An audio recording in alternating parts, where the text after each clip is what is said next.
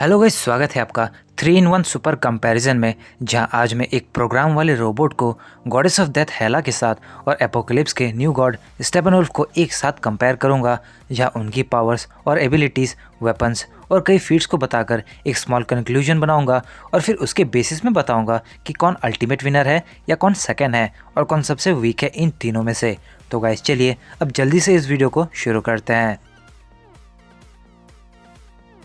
सबसे पहले बात करते हैं स्टेपनवुल्फ की। स्टेपनवुल्फ जो एपोकलिप्स का जनरल है, उसके पास एक न्यू गॉड की फिजियोलॉजी है जो super human strength, super durability, super human speed, super human stamina और सुपर ह्यूमन रिफ्लेक्सेस है। स्टेपनवुल्फ इतना पावरफुल था कि उसने अमेजोन के वॉरियर्स को हॉर्स के साथ ही दूर फेंक दिया। या कई सारे अमेजोन्स के स्ट्रेंथ को भी वो अकेले ही ओवरपावर कर देता है। या वो एटलांटिस में जाकर एटलांटियन आर्मी को हराने से लेकर अपने एक ही हिट से एक्वामैन को नॉकआउट कर देता है।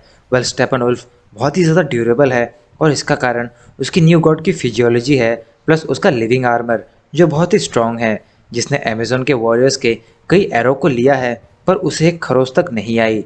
या कई बार वंडर वुमन के स्वॉर्ड अटैक्स तक ले गया।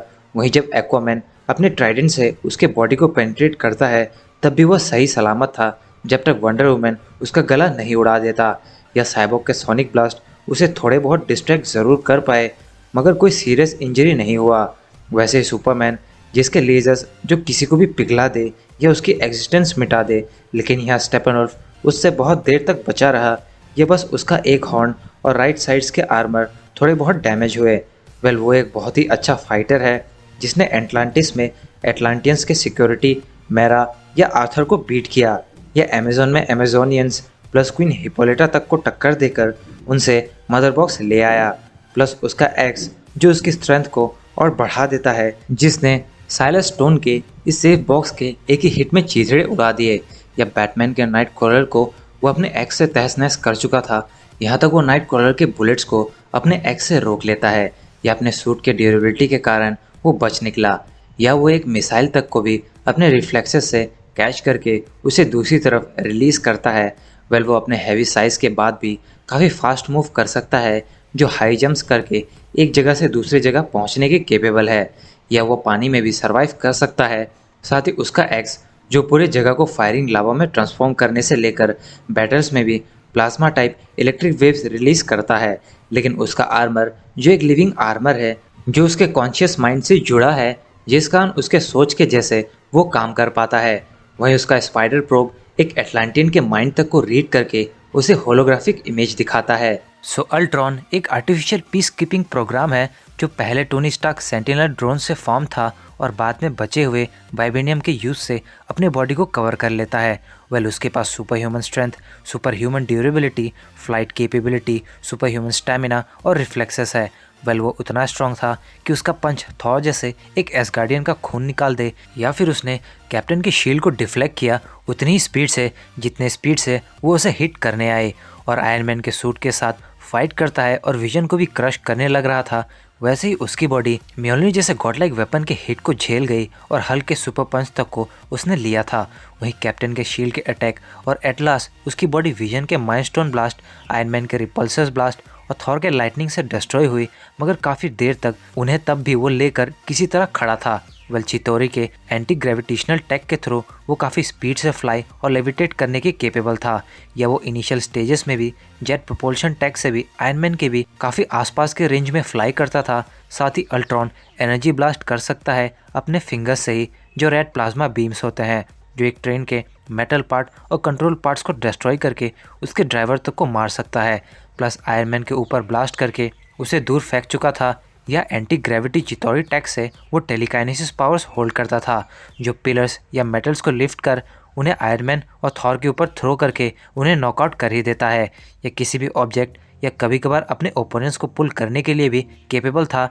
वहीं हाथों के टेम्परेचर्स को मैनिपुलेट करके क्लॉ के हाथ को उखाड़ने और अपने ही बॉडी तक को डिस्ट्रॉय कर चुका था अल्ट्रॉन। या अपने रिफ्लेक्सेस, स्पीड और स्ट्रेंथ के हेल्प से वो कैप्टन, आयरन मैन और थॉर तक से हैंड टू हैंड बैटल कर चुका था। और उसके पास अपनी रोबोट्स की लीजन थी, या वो अपने माइंड को ट्रांसफ़र कर सकता था जब तक विजन ने उसे इंटरनेट से डिलीट नहीं किया। अब बात करते हैं हेला की।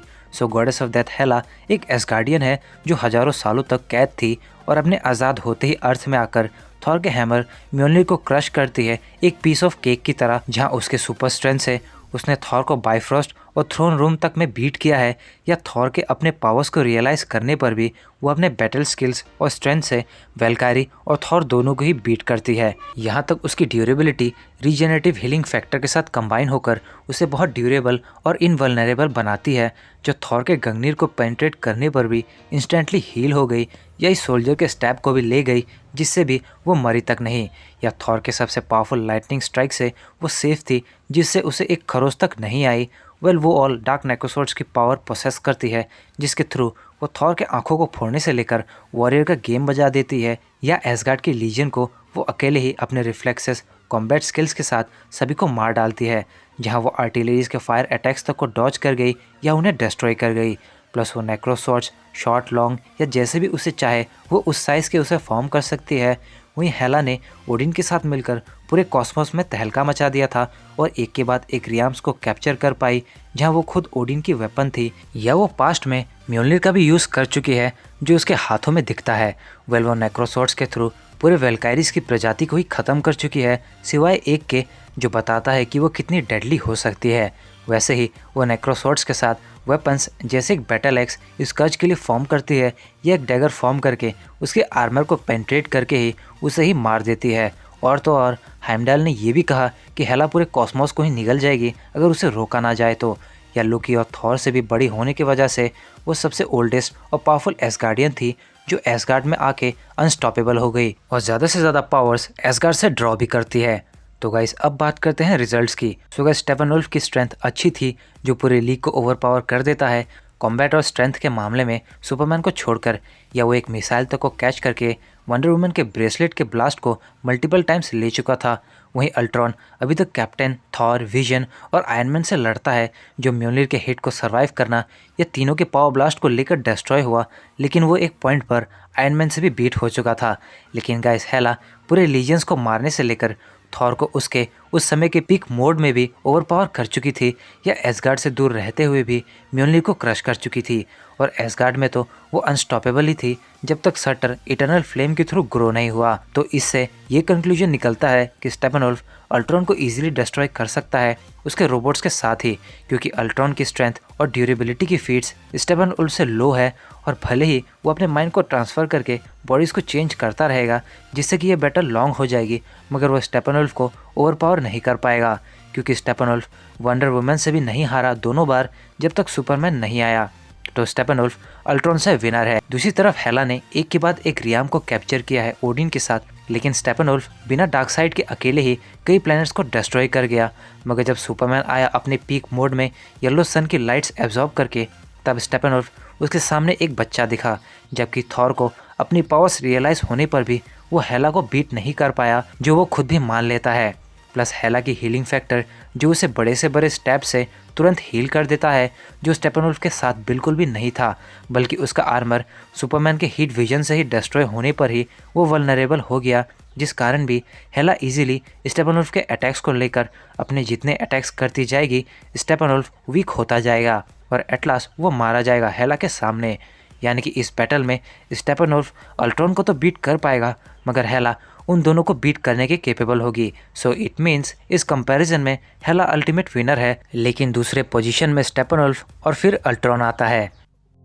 तो गाइस ये थी 3-in-1 सुपर कंपैरिजन वीडियो, जहां मैंने उन तीनों कैरेक्टर्स के मेन फीट्स को बताकर उनकी मेन पॉसिबिलिटीज़ के थ्रू एक कंक्लूजन को बनाया और विनर बताया। सो अगर आपको ये वीडियो अच्छी लगी हो तो वीडियो को लाइक और शेयर करें, साथ ही कमेंट करके बताएं आपको इन तीनों में से कौन सबसे ज़्यादा पसंद आया इनकी पर्टिकुलर मूवीज़ में, और फ्यूचर में इन तीनों में से आप किसको मूवीज़ में देखना चाहेंगे। और ऐसे ऑसम और इंटरेस्टिंग वीडियोस देखने के लिए हमारे चैनल को सब्सक्राइब करके बेल आइकन को ज़रूर प्रेस करें। साथ ही मेरे नई कॉमिक्स के चैनल कैप्टन हेवन 360 को भी सब्सक्राइब करें, जहां फिलहाल किंग इन ब्लैक की पहली एपिसोड आ गई है और दूसरी कल या परसों आ जाएगी, जिसकी लिंक डिस्क्रिप्शन में है।